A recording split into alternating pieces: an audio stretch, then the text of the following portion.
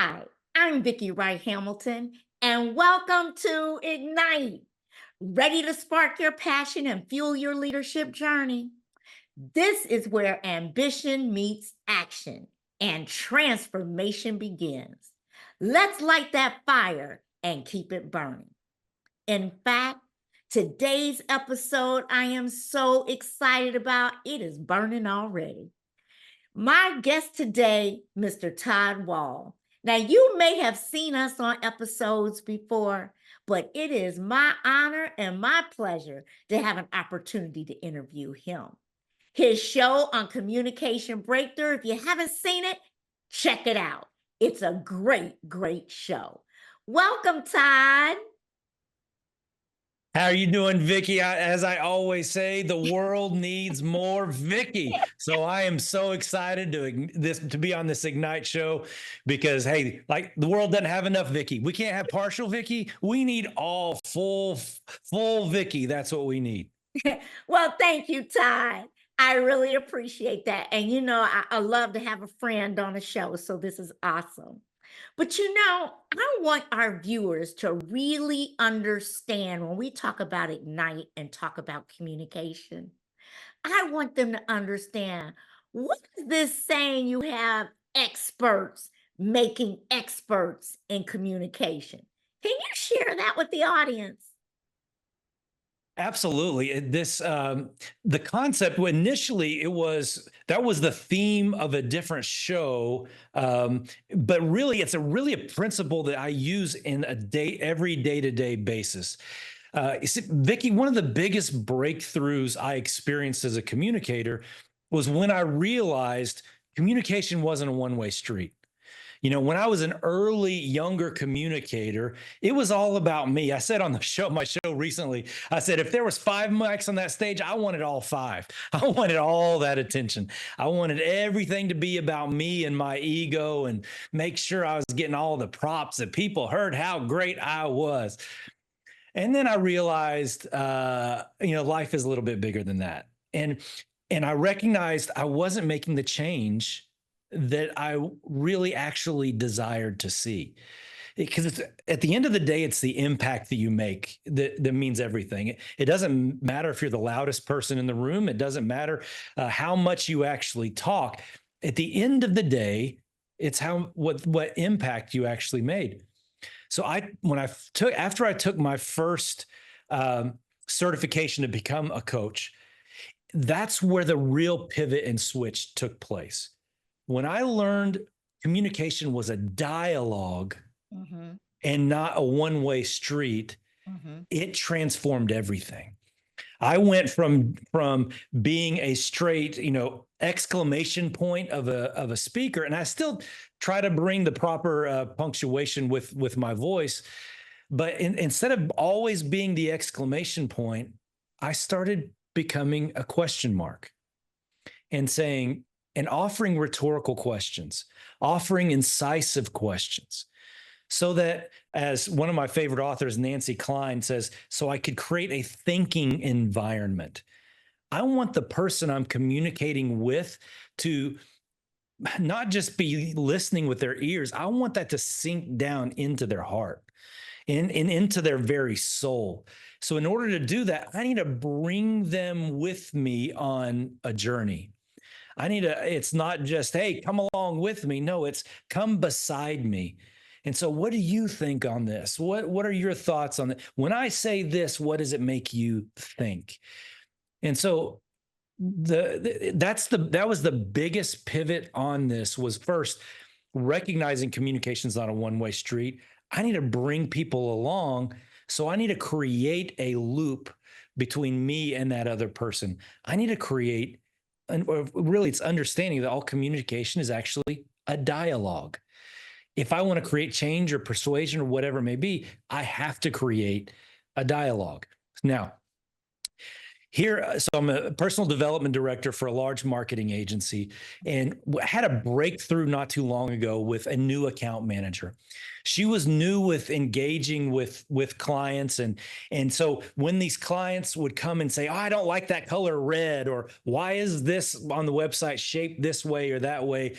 is weird. She started getting defensive, and, maybe for good reason. She's defending her team, whatever. But that defensiveness is obviously a negative impact on the client. And so they brought me in to begin talking to her. And I posed the question. I said, you're an expert at what you do. And by the defensiveness, it becomes clear you're trying to defend the fact that you're an expert. What if we just assume that you are an expert at what you do? What if the other person, because they hired you, has already assumed that? What if you don't have to prove that? That was the first thing. Now, what if the person on the other side of that phone call is also an expert at what they do?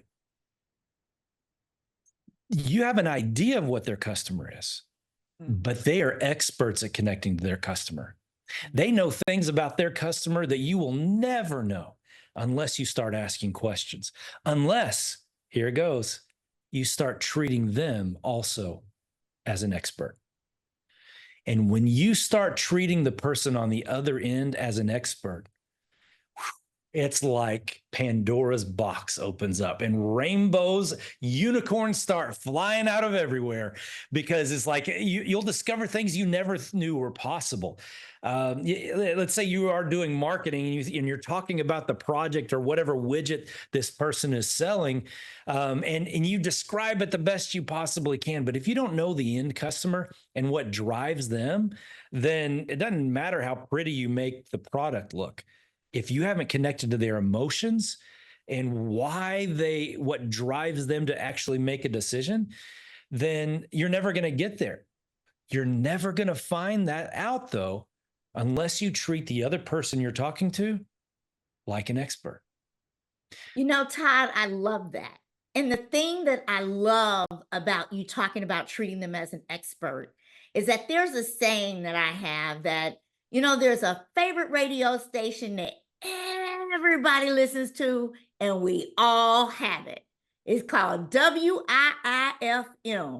What's in it for me?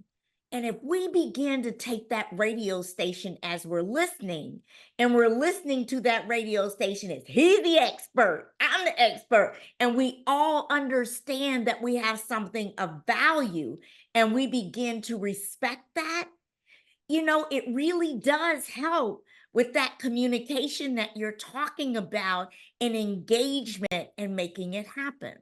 So I'd like to ask you a question, keeping those two dynamics together as we move forward. If I'm new at this and I'm just beginning, first of all, how do I begin to take these steps? We talk about active listening. What does that really look like in behavior when you say you want to hear? Can you give our audience a little bit of insights there? Absolutely. So active listening is about being completely active in the process. So if I'm actively listening, then when you say something, I repeat it back to you. Did I hear that correctly? Communication is a loop. I want to keep that loop continually moving around. So did I understand that correctly when you said X, Y, Z? And that gives them to say, oh, no, I meant 1, 2, 3. Oh, I am so glad I asked. You see the clarity that comes just by me repeating back what they said. And even Chris Voss, the great FBI negotiator, he says, even when someone's upset, if you could just repeat back the last 5 words that they said and just repeat that back to them, they feel heard and the tension goes down immediately. And so active listening in this process of just, are you actually active in the process? Or are you thinking about what you're going to say next? If you're thinking about what you're going to say next, no, you are no longer active in the process. Now, here's how we tie this together. And here's the easiest way, the way that I teach most of my clients is when I've actively listened, I've paraphrased back to them and we've kind of gone in circles. The way to bring them into the conversation is just as like physically holding a tennis ball and tossing it over to them. Whatever question you can offer that tosses that ball back over to them is how you bring them into the game. It's true in real life. If you want to play toss, you have to toss them the ball. If you don't toss them the ball, then they're not playing toss with you. That's a great analogy as you talk about that. It's all around that seek to understand before being understood, as Stephen Covey would always say, one of my Yeah, favorites, yeah. because you really want to make sure that you're really understanding what the intent was. Did I Mhm. hear you correctly? And I love your concept of confirm and clarify. One of the things that happens in communication is it tomato or tomato, and does it mean the same thing or something different, right? And I think that's where a lot of diversity in communication comes into play, because in some cultures, a word may mean one thing, and in another culture, it means something else. And we're totally misunderstanding what that means as we continue to move forward. So I love your concepts, and I'm going to remember toss that ball. I really like that. I love how you talk about I got to catch the ball, I have to toss the ball, to make sure that we're really going back and forth in a conversation. I absolutely love that in terms of going forward. And I really appreciate those insights. Well, we're going to get ready to take a station break, but we're going to be back. And when we come back, we're going to explore even further, how do we continue to make communication a item for us to ignite our conversation when we're talking to someone else. Stay with us. We'll be right back. So, Todd, I'd really like to ask you, one of the difficult things when you're talking in communication, we have all of us that are like me, the extrovert, that got to learn how to shut up, right? Be quiet. To those techniques of writing down, so that as you're thinking out loud, that you're writing it down so you can have active listening. But let's help those listeners that are introverts, where Absolutely. communication can be a little bit more difficult. Talk to us about what you do to help introverts in communication. Absolutely. Introverts are dear to my heart because here's the thing that people don't believe. Just because when I've got a microphone in front of me, I do get loud and excited. But the reality is, I'm an introvert. Yeah, that's the big secret. So I am an introvert, but I learned techniques that allow me to come across as an extrovert, but I can only do it for short periods of time. My gas tank runs out very quickly, and when it's gone, it's gone. But I've learned specific tactics that enable me to really step out. Everything. I mean, the theme of communication breakthrough is intentional communication, and this is the crux of it right here. So that's become my cause, is helping introverts, because I believe the introvert thinks deeper in many cases than the extrovert does. We've got these spider senses to a room that is really feeling out a room, because we're like, one, we're paranoid about what everybody's thinking at every moment. And so we've got all this dialogue going on in our minds. And so, but with that deep level of thought, when the introvert can come into a character and block out those other elements, and they can, even if they need to be someone else in that moment, they can feel free and they know how to operate. And here's the beauty: because that introvert will have rehearsed that moment 1,000 times before. And unlike an extrovert, they're going to go back and rewind their mental tape and watch it 1,000 times afterwards. So they're going to do all that deep work that makes them better. They just need a framework to operate in. The strength is the framework. And so that starts with, who are you going to be? Who are you going to show up as? Here was the transformative moment for me.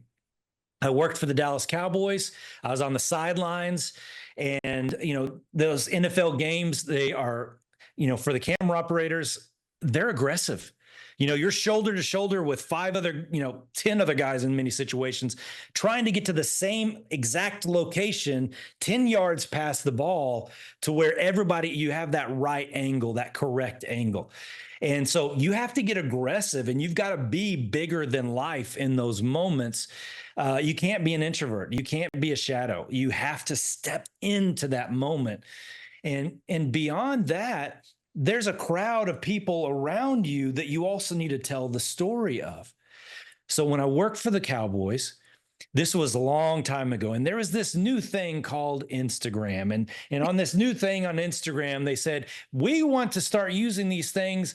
No one really knows about them yet, but they're called hashtags.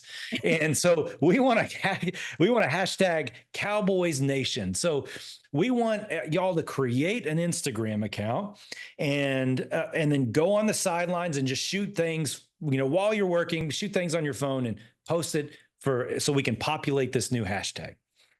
And I mean, one of my assignments was the Dallas Cowboy cheerleaders. That didn't hurt in terms of getting attention from my Instagram. I bet. But in order to do that, I had created a username account, and it was TV Toad.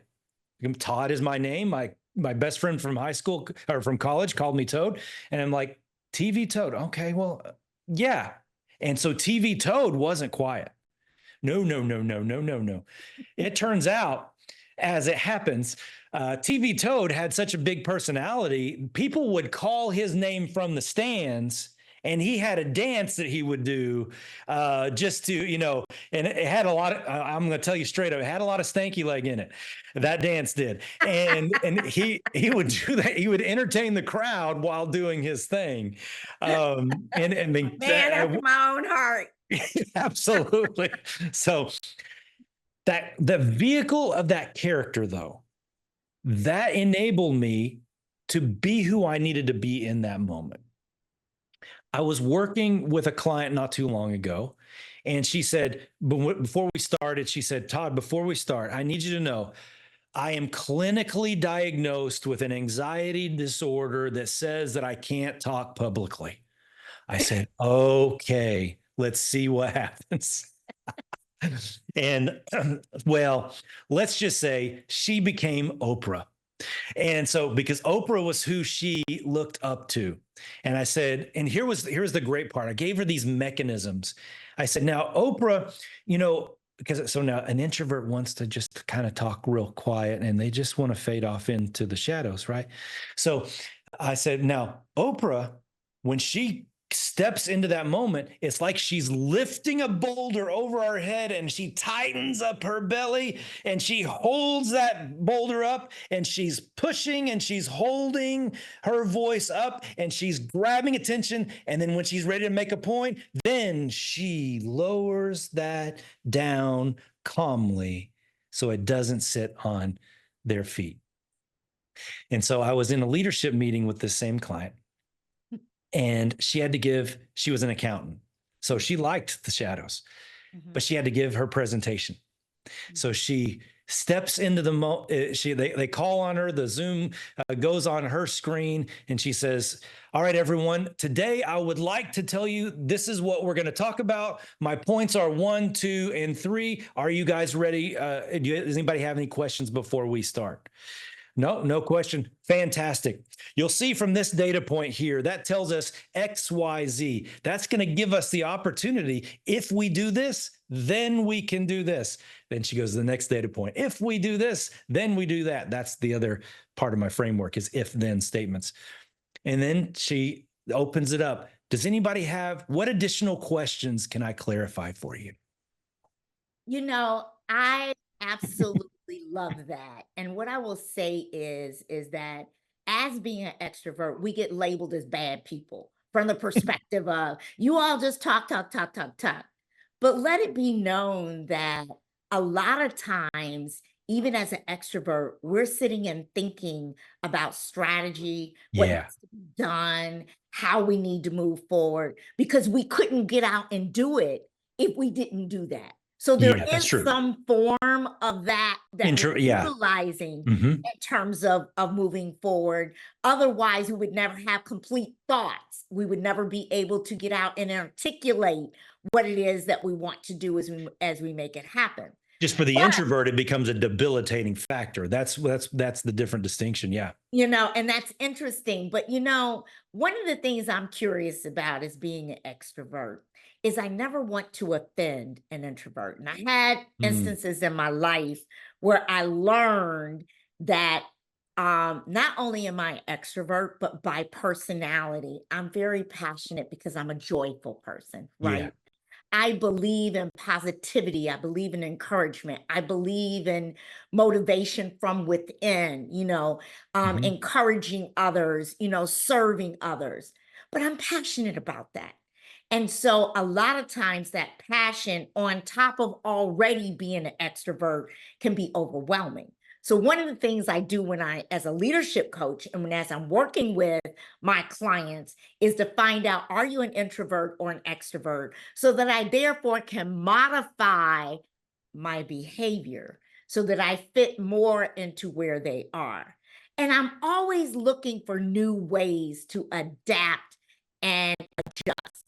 So, for those of us that are extroverts listening, can you leave us with at least one tip or something that we can utilize to help us not offend introverts while still being authentic? Absolutely. The biggest fear of an introvert is being surprised in the moment. So if you can give them a picture of the road that's coming up and just a little forewarning, we're going to turn left in a minute, then they'll know to brace themselves. And so that's even the tactic I use. The strength of it is I give them a framework to follow so they can go step by step by step, and they're not having to figure out in the moment. Their anxiety is that something is going to surprise them in the moment, that they're like, and they're going to freeze. That's the fear. And so if you can give them a little forewarning, and like, here's on our show not too long ago, even for meetings, if you sent out an agenda for the meeting that was, here's what we'll be talking about, think about these questions. Forewarning, that's how you'll bring an introvert out, because they just don't want to be surprised in the moment. Well, Todd, thank you so much. And I appreciate that because I do think it's important that we're able to get their engagement and give them time to think and process beforehand, because that's really what they need, is that time to process. And Hmm. even Hmm. when you're giving feedback, good news, bad news, they need time to process Yeah, that feedback. So they may not respond immediately, but it's not necessarily personal. It's hmm, just that they need that time to gather absolutely. themselves, in terms of moving forward. You know what, Todd? I'm never ever disappointed when we have a conversation. And I am always so happy to get your insights and the things that you're able to provide to help us to continue to ignite our communications and to understand what all of those elements mean. I want to thank you so much for being on this show and giving our audience practical tips to move forward. Thank you. Absolutely. I rewrote my mission statement here recently, and that mission statement is more Vicki. So I love the show. Thanks for having me on. Appreciate it.